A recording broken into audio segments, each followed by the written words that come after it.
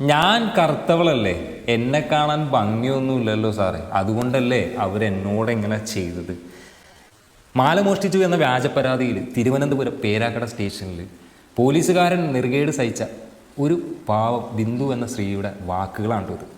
മണിക്കൂറുകളോളം ആ സ്റ്റേഷനിൽ ഇരുത്തി. ഒരു ഗ്ലാസ് വെള്ളം ചോദിച്ചപ്പോൾ നീ കക്കൂസിൽ പോയി എടുത്ത് കുടിക്കി എന്ന് പറഞ്ഞവർ അവരെ അടിവസ്ത്രം അഴിച്ചു വരെ ചെക്ക് ചെയ്ത് പരിശോധന നടത്തി.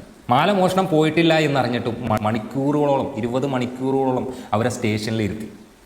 അവസാനം നീ ഇപ്പോൾ പോയിക്കോ, നിന്നെ ഈ പരിസരത്തൊന്നും കാണരുത് എന്ന് പറഞ്ഞ ആ ഒരു പോലീസുകാരുടെ മനസ്സൊന്നും നമ്മൾ കാണാതെ പോകരുത്.